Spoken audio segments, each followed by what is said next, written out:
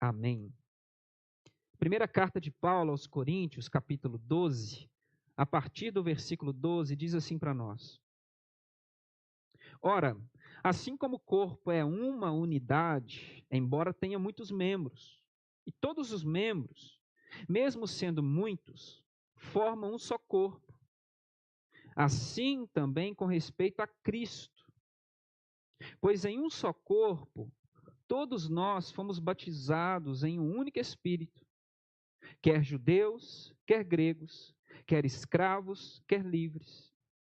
E a todos nós foi dado beber de um único Espírito. O corpo não é feito de um só membro, mas de muitos. Se o pé disser, porque não sou mão, não pertence ao corpo, nem por isso deixa de fazer parte do corpo.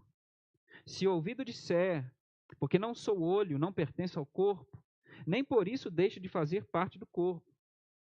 Se todo o corpo fosse olho, onde estaria a audição? Se todo o corpo fosse ouvido, onde estaria o olfato? De fato, Deus dispôs cada um dos membros no corpo, segundo a sua vontade. Se todos fossem um só membro, onde estaria o corpo? Assim, há muitos membros, mas um só corpo. O olho não pode dizer à mão, não preciso de você. Nem a cabeça pode dizer aos pés, não preciso de vocês. Ao contrário, os membros do corpo que parecem mais fracos são indispensáveis. E os membros que pensamos serem menos honrosos, tratamos com especial honra. E os membros que em nós são indecorosos, são tratados com decoro especial, enquanto os que em nós são decorosos não precisam ser tratados de maneira especial. Mas Deus estruturou o corpo, dando maior honra aos membros que dela tinham falta, a fim de que não haja divisão no corpo, mas sim que todos os membros tenham igual cuidado uns pelos outros. Quando um membro sofre, todos os outros sofrem com ele. Quando o membro é honrado, todos os outros se alegram com ele. Amém. Amém. Você pode se assentar? Palavra do Senhor para nós. Pense comigo numa seguinte situação. Imagine que você, depois de muito trabalho, de muitos sonhos, muita expectativa, você compra um terreno, contrata, por exemplo, um engenheiro, prepara tudo e decide construir a sua casa. Seu sonho. Você sonha em colocar a sua família num lugar, então você tem toda expectativa, e aí você vai e contrata trabalhadores para construir a sua casa.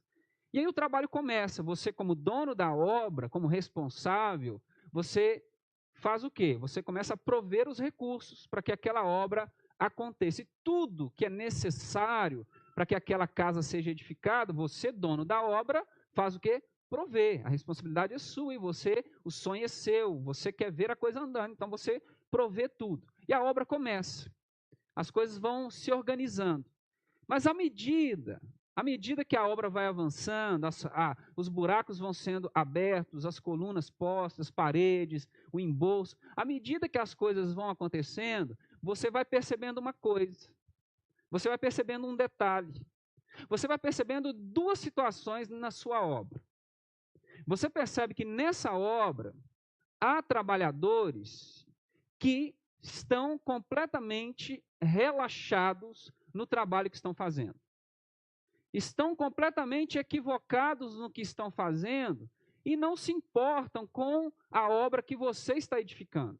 Então, imagine, a obra é sua, estão ali porque querem, você contratou, estão recebendo o que lhes é de direito, mas decidem edificar a obra relaxadamente. E um dos indícios que você percebe é que você tem a planta e você estabeleceu a qualidade dos materiais. E aí o trabalhador decide assim, você, por exemplo, coloca o cimento X, o tijolo tal, você coloca o material tal, o aço tal, você tem o que há de melhor no mercado, você envia para a sua obra. Mas quando você chega lá, você vê que o tijolo que o cara está usando é de péssima qualidade. A areia que ele está usando é terrível, não é nem própria para fazer aquele tipo de coisa.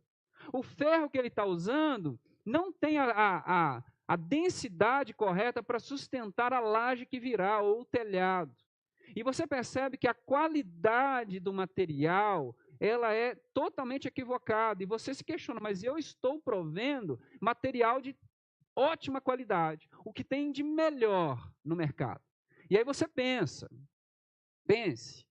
se você percebe que um trabalhador que está na sua obra está edificando a sua casa, onde você vai entrar com a sua família, você vai estar debaixo de uma laje, imagine isso, e você descobre que a sua casa está sendo edificada com material de péssima qualidade, o que você faria com um trabalhador desse?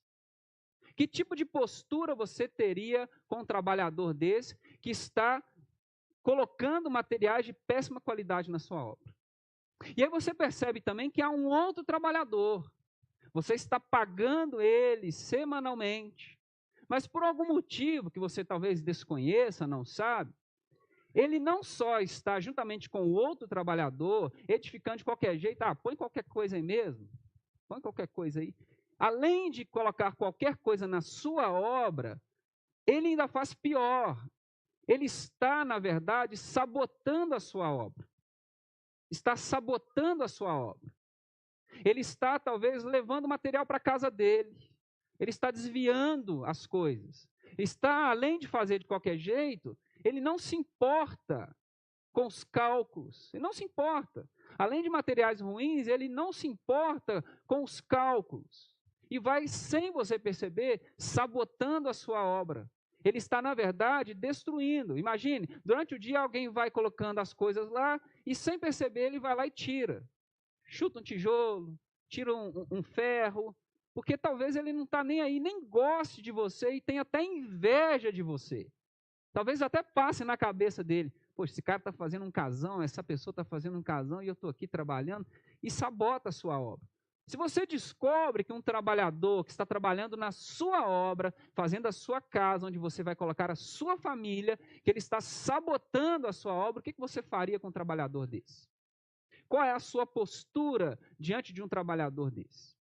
Parece bizarro, parece estranho, parece distante, mas é justamente esse um dos problemas que Paulo está tratando na sua carta à sua igreja de Corinto. Trabalhadores que estão fazendo uma obra relaxadamente ou estão, na verdade, sabotando a obra para a qual foram chamados. Trabalhadores que estão edificando uma obra de qualquer jeito. E muitos estão até sabotando a obra de Deus.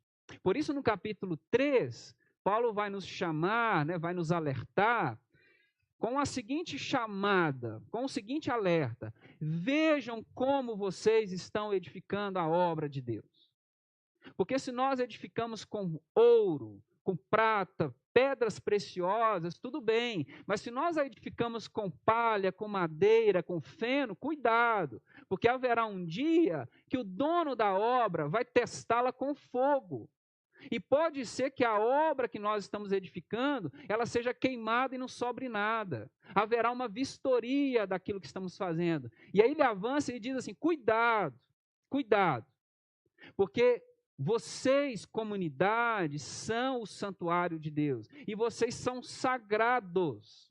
Deus olha para a comunidade de fé e vê sacralidade, santidade, vê a sua própria presença. É o lugar, é o ambiente em que Deus decidiu operar no mundo. Então isso para Deus é sagrado, porque concordemos ou não, aceitemos ou não, entendamos isso ou não, a igreja é o meio pelo qual Deus decidiu mostrar-se ao mundo, com as nossas imperfeições. Então, por isso nós somos sagrados. Não porque somos melhores, mas porque Deus nos escolheu, nos chamou e nos deu a responsabilidade de, por meio de nós, Ele ser conhecido no mundo. E aí ele vai dizer uma sentença no capítulo 3.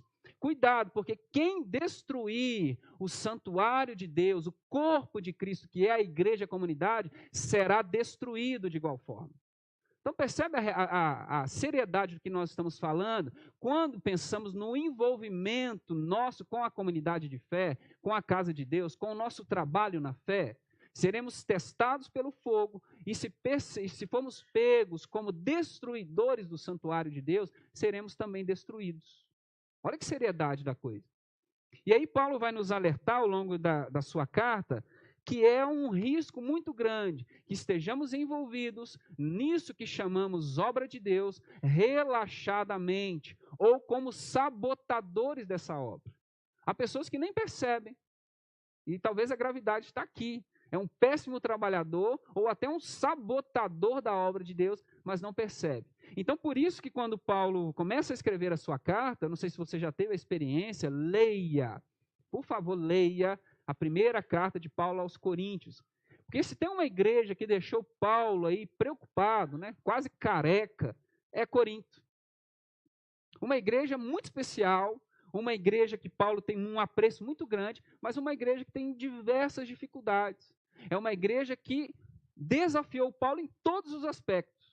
Paulo enfrentou diversos problemas com essa comunidade, apesar de ser uma comunidade plantada por ele, uma comunidade cheia do poder de Deus, é uma comunidade extremamente problemática. E dentre os muitos problemas que essa comunidade tem, Paulo vai nos ajudar a entender uma forma correta, um jeito certo, uma marca que nós precisamos ter como comunidade, para quê? Para que não caiamos no risco de edificarmos relaxadamente a obra de Deus, ou nos tornarmos, até sem perceber, sabotadores da obra de Deus. Porque há uma sentença aqui, não é minha, é de Paulo, é da palavra de Deus. Para quê? Porque se nós edificarmos relaxadamente, prestaremos contas. Mas se nós formos sabotadores, nós prestaremos conta também. Então, é uma sentença. Então, por isso, precisamos pensar bem de que forma nós estamos envolvidos na obra de Deus. E por que isso é importante? Porque Paulo, ainda no capítulo 3, vai falar da comunidade de fé como um edifício, como uma casa que deve ser edificada por aqueles que nela estão. Então isso é importante, porque a igreja, ela não é algo natural que acontece por si mesmo. Nós fomos chamados por Deus e plantados aqui para edificar a igreja, para construir a igreja, na dependência de Deus, na confiança de Deus, debaixo de um chamado divino, mas a tarefa da edificação é nossa, porque nós somos chamados de cooperadores de Deus, trabalhadores na sua obra. E Paulo está nos advertindo que nós precisamos estar nessa obra marcados por algo eterno, por algo do céu, que vai garantir que eu e você edifiquemos de forma boa, com ouro, com prata, pedras preciosas, a fim de que, quando a nossa obra for testada com fogo, ela permanecerá de pé e seremos recompensados por isso. E o que está acontecendo em Corinto, e que marca, que característica, que jeito, de que forma devemos estar nessa comunidade, a fim de que sejamos bons trabalhadores. E Paulo vai nos chamar, vai chamar a nossa atenção e vai nos alertar que só é possível sermos bons trabalhadores, fugirmos de uma obra relaxada, ou até de sermos sabotadores da obra de Deus, se a fizermos com uma verdadeira comunhão. Muitos problemas, há muitas situações, há muitos dilemas nessa carta, e Paulo vai tratá-los, na sua grande maioria, chamando a comunidade ao despertamento para a comunhão. A comunhão. É necessário que nos entendamos como sendo nós uma coisa só, um corpo. Ou seja, se estivermos na comunidade de fé, fora dessa dimensão, fora desse espírito de comunhão, certamente, cedo ou tarde, seremos trabalhadores relaxados ou até nos tornaremos sabotadores da obra de Deus. Primeiro, o que é comunhão? Comunhão vai muito além, a partir do que Paulo está nos ensinando, vai muito além do que estarmos juntos no mesmo lugar. Não podemos reduzir, é lógico que a comunhão depende disso, dessa conexão física, de estarmos juntos, mas a comunhão vai para além disso. Podemos estar no mesmo espaço, como esse daqui, podemos passar horas no mesmo espaço, podemos até falar de vários assuntos, podemos até comer juntos, sem que necessariamente haja comunhão.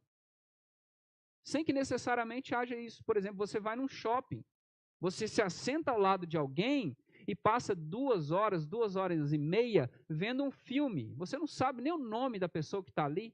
Você divide o mesmo espaço para ver um filme, para ver um jogo, para fazer alguma coisa, para ver um show. Você está no mesmo ambiente, você está no mesmo espaço. Por um tempinho curto, você divide o mesmo propósito, o mesmo objetivo, mas você não necessariamente estabelece comunhão com essa pessoa. A comunhão, ela extrapola essa dimensão de estar geograficamente próximo, de estar fazendo a mesma coisa, de estar no mesmo ambiente, sentado junto, fazendo as mesmas coisas. A comunhão vai para além disso.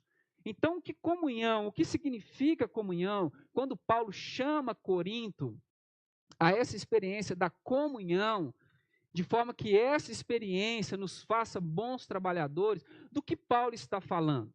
Paulo está dizendo que comunhão, à luz do que Deus espera de nós, para a sua comunidade, é quando nós nos entendemos, nos enxergamos como sendo corpo de Cristo.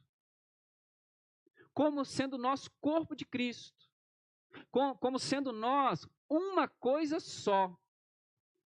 Como nós, a partir da nossa experiência de fé, por meio do derramar do Espírito Santo, eu e você, nós nos tornamos um a partir da obra de Cristo. Nós nos conectamos, nós somos enxertados pelo Espírito em uma coisa só, nós nos tornamos um. Eu passo a ser parte de você, você passa a ser parte de mim. Não existe mais eu individualmente, eu passo a estar conectado com você a partir não daquilo que nos difere, mas aquilo que nos aproxima, que é Cristo. Então eu posso estar num ambiente como esse daqui, eu posso estar num culto, eu posso estar numa programação, num acampamento, eu posso estar num momento de adoração, sem que necessariamente eu me veja, eu me sinta conectado com você. Isso é possível. E pasme, é extremamente comum. Eu faço parte de um grupo em que eu não me sinto conectado com a pessoa. Ela é mais uma pessoa. Ela é mais uma. Ela não tem para mim essa conexão, ela não tem essa vinculação comigo.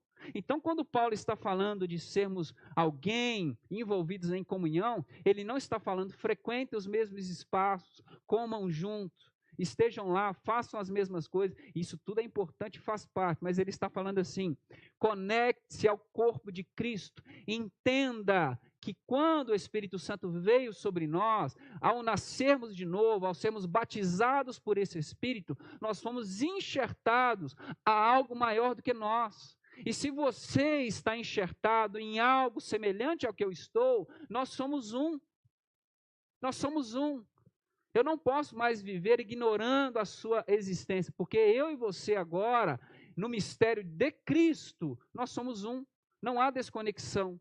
Por isso Paulo vai usar a metáfora do corpo, para que a gente se entenda parte desse mistério. Ele vai comparar a experiência de sermos enxertados em Cristo, nos tornarmos comunidade, nos comparando a um corpo, E aí você vai entender por que a comunhão é fundamental na edificação da obra de Deus, e sem um verdadeiro entendimento do que é comunhão, nós seremos trabalhadores relaxados e até sabotadores. Sabe por quê? Por exemplo, quando eu me entendo corpo de Cristo com você, e eu entendo que o que me faz corpo de Cristo, o que me conecta com você, é a fé em Jesus, é a fé em Cristo, é o derramar do Espírito Santo, ele vai dizer aqui para nós, versículo 13, um só corpo, eu e você fomos batizados e feitos um.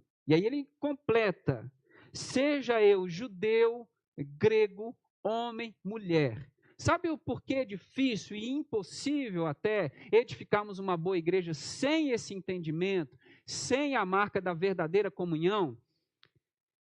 Se eu perguntasse para vocês aqui, se eu passasse uma lista, por exemplo, eu estabelecesse 10 perguntas aqui sobre as suas particularidades, as suas preferências, os seus gostos, as suas opiniões, é provável que todos nós aqui respondêssemos a todas essas perguntas. É provável que mesmo num grupo como o nosso aqui, é provável que respondendo todos nós, cada uma dessas 10 perguntas, nós não tenhamos nenhuma resposta parecida, que se conecte. É provável que as nossas preferências, nem elas de comida, de cores, de roupa, de lugar, elas estejam parecidas. Sabe por quê? É natural, é comum que tenhamos nós muito mais diferenças do que semelhanças. Isso é natural. É natural e esperado e saudável que você se constitua da forma como você é. Deus fez você com uma individualidade, com um temperamento, uma identidade. Você tem uma história, você foi se constituindo como gente ao longo da sua vida. Você viveu experiências que eu não tive, eu vivi coisas que você nem tem noção. Eu tenho questões hormonais, físicas, psicológicas e de todo tipo espirituais que me constituíram e fizeram de mim o Felipe. Eu sou único e exclusivo, ninguém no mundo é como eu. E eu não estou falando de questão de ser melhor ou pior, eu falo na minha particularidade. Ninguém pensa como eu, isso é fato. Ninguém faz as coisas como eu faço, isso é fato. Porque tem a ver com a minha identidade, a minha pessoa. Então as nossas diferenças são infinitamente maiores do que aquilo que nos une. Mas você está aqui nessa manhã. Você está aqui. E por que é importante você entender que o princípio, a marca da comunhão, ela deve fazer parte da nossa igreja, do nosso DNA, porque se nós perdemos a dimensão de que o que nos constitui como corpo é a nossa fé em Cristo e é o derramar do Espírito Santo sobre nós, nós viveremos uma divisão, nós ficaremos enfraquecidos, nós nos apegaremos às nossas diferenças. E isso vai nos enfraquecer, isso vai nos dividir, porque esse é um problema que Corinto está enfrentando.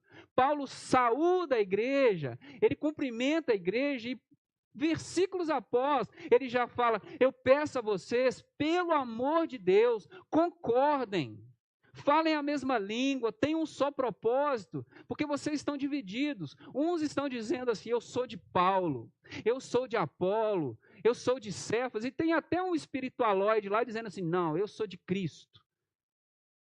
Desse jeito, a comunidade rachou. Por quê? Porque ela se apegou nas diferenças, ela entrou aonde? No partidarismo. Fizeram de outra coisa, outra experiência, outra pessoa, o sentido que nos define como corpo de Cristo. A comunidade aqui está dizendo que não, para ser um verdadeiro corpo de Cristo, um verdadeiro cristão, eu tenho que ser fiel a Paulo. Eu tenho que estar conectadinho com Paulo. Outro está dizendo assim: quem é Paulo? Paulo não sabe nem falar. Paulo não tem nem retórica. Paulo não é nem um orador eloquente. Apolo não. Apolo não. Quando Apolo se levanta e começa a falar, o cara é eloquente, ele sim é cheio do poder de Deus. Então, para que você seja realmente corpo de Cristo, você tem que ser do partido de Apolo. Aí outro vem falar assim: quem é Paulo? Quem é Apolo? Eu sou do partido de Pedro, que estava lá, que andou sobre as águas, que foi pessoalmente chamado por Cristo. Paulo fica com essa história de apóstolo, mas ele nem viu Jesus. A coisa é tão séria que a igreja fundada por Paulo, plantada por Paulo, consolidada por Paulo, está agora olhando para o seu fundador com desconfiança. Será que ele é apóstolo mesmo? Cadê as credenciais de Paulo? Cadê o currículo de Paulo? Cadê as recomendações de Paulo? Pedro não. Todo mundo sabe que ele foi um dos 12. Todo mundo sabe que ele estava lá na praia, que ele viveu essa experiência. Todo mundo sabe que Jesus tinha um apreço por ele e o colocou, primeiramente, como liderança da igreja. Todo mundo sabe. Eu sou de Pedro. Aí, como eu disse, eu sou de Cristo. Não presto conta para ninguém, estou aqui, é eu e Deus aqui, acabou. A igreja dividiu. Por quê? Porque a igreja está agora com um sentimento de pertencimento, ela se define como corpo de Cristo a partir de realidades humanas, projetos humanos. Por isso Paulo vai dizer assim, quem é Apolo? Quem sou eu? Quem é Pedro? Somos nada, somos apenas instrumentos por meio de quem Deus age. Por meio de quem Deus age. Se Deus levantou um para plantar, ok. Levantou outro para regar, ok. Se levantou outro para colher, ok. Mas quem está por trás, sustentando e dando crescimento, fazendo as coisas andar, é o próprio Deus. Então, quando a igreja perde esse senso de que o que nos constitui, o que nos une, é a nossa experiência com Cristo, nós nos perdemos em partidarismos. Ser de Cristo, depositar a fé em Cristo, ter a experiência com Cristo, passa a ser insuficiente para me tornar corpo de Cristo. Aí eu entro no partido. Eu começo a esperar, a buscar e até propagar que eu preciso de algo a mais para me fazer um cristão verdadeiro, único. E aí, ao invés de levar o nome de Cristo, eu levo o nome dos meus partidos. Isso acontece de várias formas. Várias formas. Por exemplo, nós temos algumas pessoas que pensam, né, e levantam bandeiras de partidos, por exemplo, de perfil. De perfil. Eu sou pentecostal. Eu sou tradicional. Eu sou disso, eu sou daquilo. Como se a forma litúrgica, como nós nos comportamos nesse espaço, que fizesse alguma diferença. Como se Deus estivesse preocupado. Como se isso mudasse alguma coisa. Eu não faço isso. Não, eu estou aqui há muito tempo. Eu estou aqui há pouco tempo. Como se isso fizesse diferença. Igreja não é INSS, gente, que acumula tempo de casa. Não faz diferença. E a gente vai levantando bandeirinhas. Não, eu pertenço ao grupo tal. Eu pertenço ao X. Eu sou da família aqui. Eu faço isso, eu faço aquilo. E a gente vai dividindo a igreja. Como se isso agregasse. E a igreja vem, ao longo dos anos, lidando com essas coisas. Porque quando eu me defino a partir de Cristo, única e exclusivamente, é a fé em Cristo, é a presença do Espírito em mim, me fazendo nascer de novo, que me faz corpo de Cristo, as suas diferenças, elas são secundárias. São secundárias. Se você gosta de jiló, o problema é seu. A gente senta, a gente conversa. Isso não faz, você está em Cristo, você está sendo aperfeiçoado, você ama Ele de coração e deseja viver a vida que Ele oferece. Vamos embora, você come seu jiló, eu como a minha picanha. Lógico, né? Pronto. A gente senta, porque essa diferença que nós temos, ela é secundária, porque nós estamos em Cristo. Então nós precisamos tomar esse cuidado, porque senão nós edificaremos uma igreja a partir de partidos, divididos. Como se grupos fossem melhores ou piores, fazer assim, fazer assado, agregar-se alguma coisa em nós, enquanto a fé em Cristo é suficiente para o nosso aperfeiçoamento. Suficiente. E a igreja vem ao longo dos anos lutando com isso, e recentemente nós tivemos um problema sério, e já comece a orar, porque eu já estou orando por vocês, sabe por quê? Porque a igreja, ainda depois de não ter aprendido tudo isso, importou mais um partidinho, mais uma briguinha partidária na sua agenda, que é a política. Se já não tivéssemos partidarismo suficientemente na vida da igreja, a igreja ainda achou pouco e trouxe mais um. Agora quem vota no candidato A é um cristão de verdade. Não, quem vota no candidato B que é cristão. Aí a gente fica brigando. Como se um projeto humano, que é a política, nos fizesse melhor. Nos agregasse alguma coisa. É lógico, você tem as suas preferências, o seu entendimento, você acha que esse jeito de administrar não é bom, te contraria aqui ali, faça a sua escolha, converse. Agora, você cortar vínculos com alguém porque escolheu diferente de você ofender alguém, ou se julgar um cristão melhor porque você faz isso ou não faz aquilo, nós somos aperfeiçoados em Cristo. Nenhum projeto humano, nenhuma vinculação a coisas humanas nos agrega coisa alguma. É o que Paulo está falando. Tudo é humano, tudo é passageiro, somente o Espírito Santo pode, de fato, nos agregar valor e nos inserir como corpo. Então, quando nós entendemos que nós somos corpo, as nossas diferenças são secundárias, porque nós estamos em Cristo. Por amor a Cristo, eu me conecto a você. Por amor a Cristo, eu estou junto com você, porque nós estamos em Cristo. Se eu estou em Cristo, estou andando para Ele, você está em Cristo, está andando para Ele, uma hora ou outra nós estaremos mais próximos. Por isso Paulo está falando, olha, eu queria falar tantas coisas para vocês, mas se há brigas, ciúmes e divisão entre vocês, ele está dizendo aqui, é sinal claro de que vocês ainda são carnais.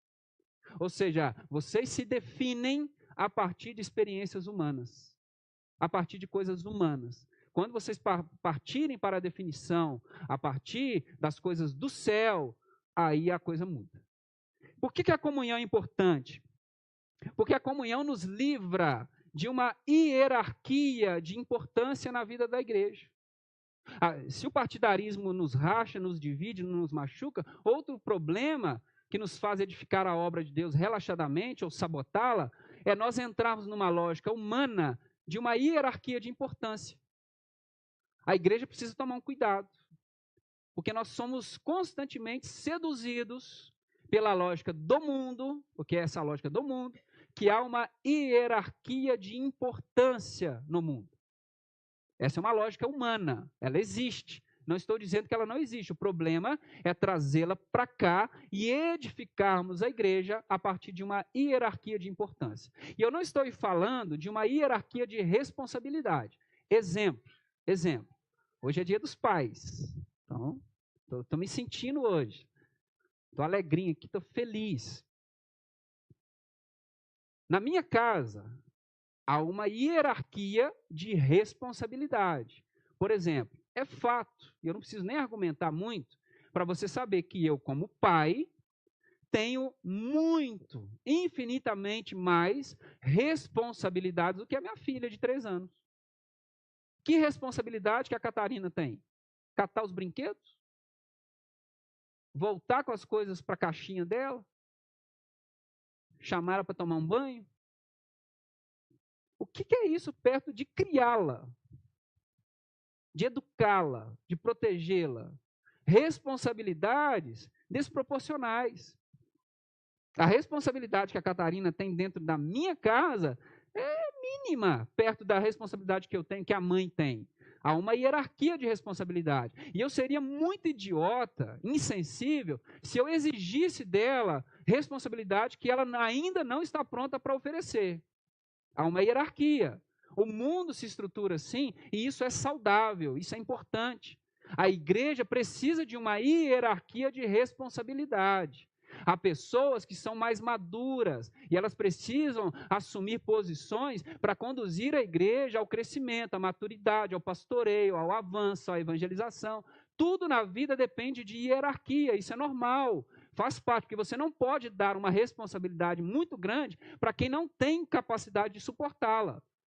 Não pode, isso é normal. Outra coisa é uma hierarquia de importância. Então, a minha responsabilidade é infinitamente maior do que a responsabilidade da minha filha.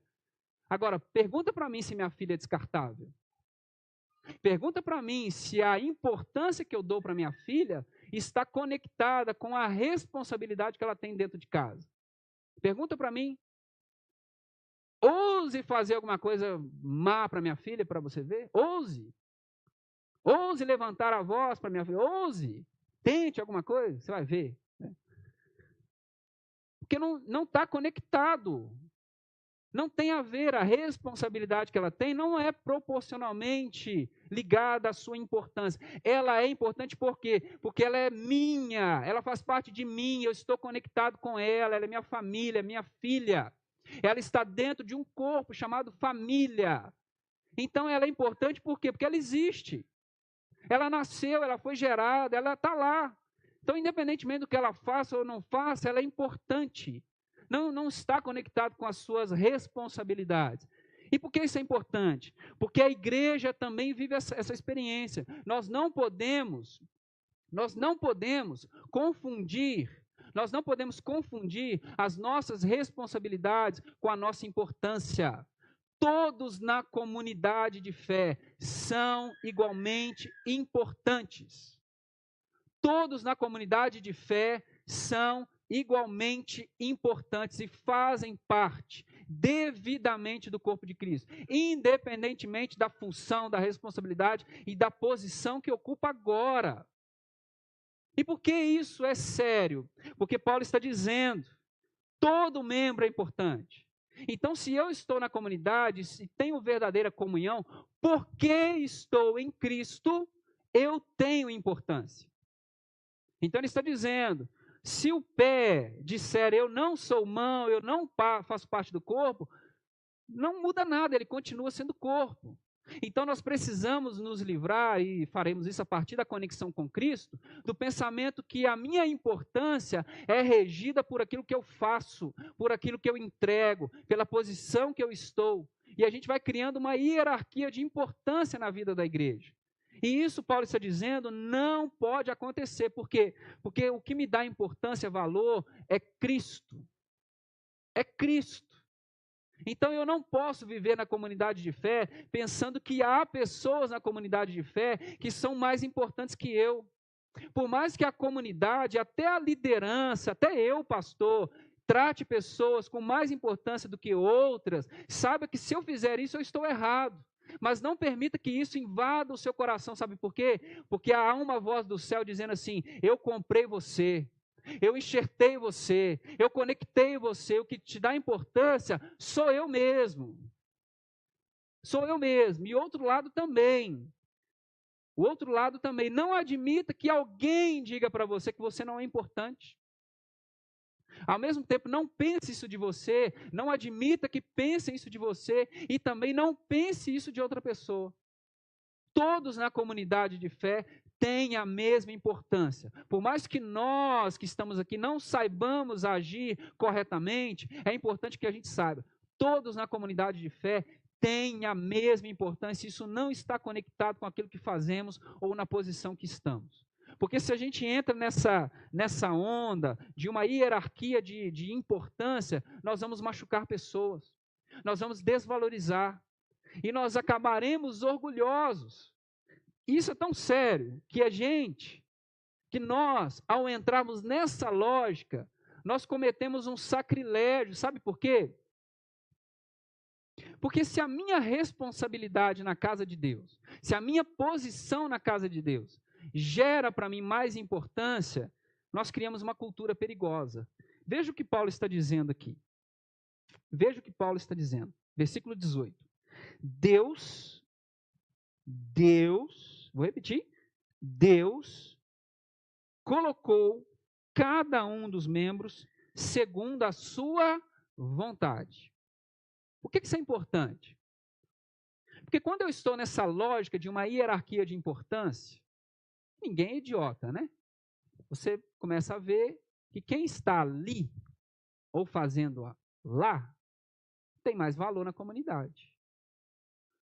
E se isso entra no meu coração, o que acontece? Deus me colocou aqui, para fazer isso aqui. Ninguém está vendo. Ninguém valoriza o que eu faço. Nem mesmo o pastor está me olhando. Mas está todo mundo com holofotes lá, ó. Aquilo lá que é legal. Aquilo lá batendo palma, aplaudindo. O que eu faço? Eu largo o que Deus me colocou para fazer e vou fazer o que as pessoas dizem que é importante fazer na igreja. Aí eu saio de um lugar onde Deus me colocou e vou fazer algo que Deus nunca me chamou para fazer. Por isso nós temos, às vezes, ministérios fracos na igreja, porque pessoas que não foram chamadas para fazer o que estão fazendo, estão lá fazendo, insistindo e orgulhosamente batendo, dando murro em ponta de faca para fazer o que Deus não chamou para fazer. Por isso, no fundo, às vezes tem uma carência de quê? De se sentir importante. E eu vou buscar isso aonde? Numa posição que não fui chamado para fazer, mas todo mundo dá valor. Então, se eu estou lá, eu serei visto, lembrado. Deus nunca me chamou. É nítido que eu não tenho aptidão para fazer aquilo. Os anos vão passando, o que eu faço não melhora, não dou indício nenhum de que eu estou ali de coração, mas eu não saio daqui. Por quê? Os holofotes estão aqui. Deus nos coloca no lugar onde Ele quer. E quando nós temos a tranquilidade de que eu sou importante para Deus, independentemente do que estou fazendo, onde estou, quem sou, para onde vou, não interessa onde Deus me coloca. Sabe por quê? Porque uma vez que eu faço para Deus, virá a recompensa de Deus. E quando nós estamos no lugar onde Deus nos coloca, mesmo que ninguém veja, nós vamos frutificar. Por isso nós temos pessoas em ministérios há anos, mas não frutificam, não crescem, não desempatam, não vai. É o famoso não vai nem racha. Fica ali. Por quê? Porque estão no lugar onde Deus não colocou. Olha a seriedade disso. E aí nós estamos colocando feno, palha. Poderíamos estar lá, num lugar sem holofotes, colocando ouro, prata, pedra preciosa, porque não tem a ver com o que eu faço. A grande pergunta é: estou onde Deus me colocou para fazer? Se estamos, frutificaremos. E por fim, por que a comunhão é fundamental para a edificação de uma igreja saudável? Por quê? Porque quando eu estou conectado com o corpo, quando eu estou vinculado a você pela fé em Cristo, e você é importante para mim, e eu estou no lugar onde Deus me colocou, eu vou verdadeiramente cooperar para o seu aperfeiçoamento. Eu vou cooperar para que você seja melhor. Eu vou sofrer com o seu sofrimento. Eu vou me alegrar com a sua alegria. E farei com que aquilo que eu recebi das mãos de Deus sirva para que você seja melhor.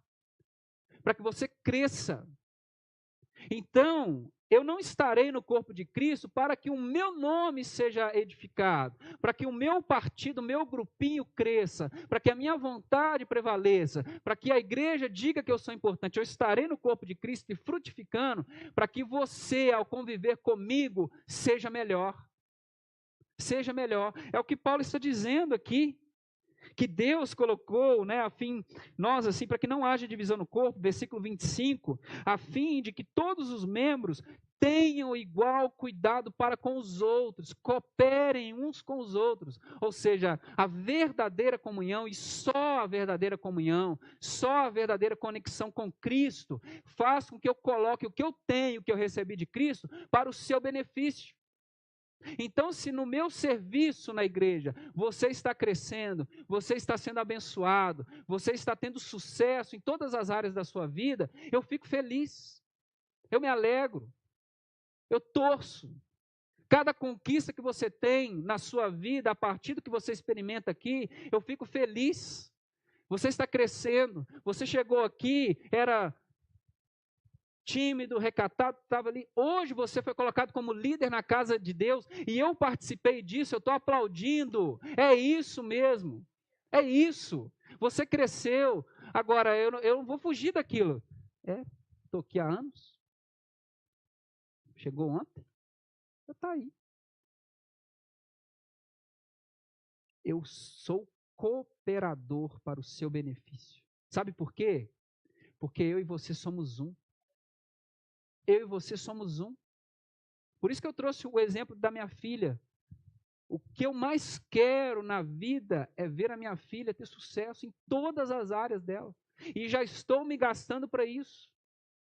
Estávamos ontem conversando sobre uma pauta importante que vamos encarar daqui a pouco. E o que já estávamos pensando? Nós temos que replanejar o nosso orçamento.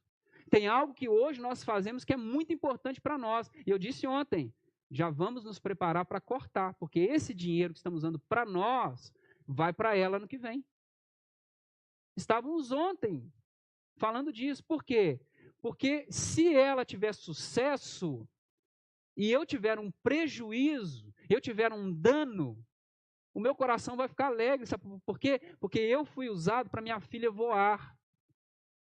E Paulo está dizendo, quando nós somos corpo, conectados com Cristo, independentemente de quem você é, da sua família, da sua história, dos seus gostos, preferências, tudo que eu vou querer ver como comunidade é que você voe alto em todas as áreas da sua vida, em todas, e vou fazer mais, eu não vou só ficar feliz, eu serei um cooperador para que você voe alto, sem que a inveja, o orgulho, a vaidade invada meu coração. E eu penso, eu estou aqui servindo, não acontece nada. Fulano não vem, mal vem na igreja. Mal vem na igreja, está voando alto. Não, que bênção, vai lá, isso mesmo, estou orando. Você vai conseguir, você vai avançar. O que você precisar de mim, eu faço. Sabe por quê? Porque eu já tenho tudo, eu tenho Cristo, eu estou em Cristo. E você estando em Cristo, eu e você somos um. Se você vence, eu venço. Se você sofre, eu me gasto para consolar. Sabe por quê? Porque o seu sucesso é o meu. É o meu. Mas nós só conseguiremos isso como? Se estivermos pertencentes a Cristo, verdadeiramente. Se as nossas diferenças caírem por terra e nós estivermos plenamente conectados em Cristo, aí nós seremos um. Por isso Paulo está dizendo para Corinto, sejam um. Sejam um, mas só é possível ser um, as nossas diferenças nunca cairão numa conversinha. Nesse processo, é importante que você resolva as suas pendências como adulto. Se você sabe que tem uma pendência, chama a pessoa, converse, dialogue, exponha, apare. Mas nós só vamos resolver as nossas pendências se eu e você, se nós nos aproximarmos de Cristo. Buscarmos Cristo de todo o nosso coração. Porque não haverá nessa terra, nesse plano, nenhuma pauta, nenhum projeto que vai e que pode verdadeiramente nos conectar, que não seja Cristo. É só Cristo que pode verdadeiramente nos fazer um. Então, o que nós precisamos como igreja? Se nós queremos uma igreja verdadeiramente edificada, se queremos ser verdadeiramente um, estando em comunhão, nós precisamos urgentemente caminhar todos para Cristo. De todo o nosso coração, focar em Cristo, gastar a nossa vida para Cristo, porque se os nossos olhos e os nossos passos não estiverem em Cristo, as nossas diferenças vão gritar e serão mais importantes e vão nos conduzir. E sabe onde nós vamos chegar? A lugar nenhum. E quando o fogo passar, quando aquele dia chegar, nós seremos pegos desprevenidos e quem sabe, oremos para não, seremos destruídos. Sabe por quê? Porque caminharemos, talvez, na vida da igreja como sabotadores. Seremos propagadores de partido, seremos sustentadores de hierarquias de importância e não cooperaremos com os outros, mas seremos instrumentos de contenda, discórdia, confusão. Mas eu creio que nós, Barreiro, somos uma igreja uma. Somos um em Cristo Jesus. Então, o que nós precisamos? Correr para Cristo. Para que as nossas diferenças caiam, porque uma vez que estamos em Cristo, não há grego, não há judeu, não há homem, mulher, não há escravo, livres, nós somos um em Cristo Jesus. Você deseja ser um?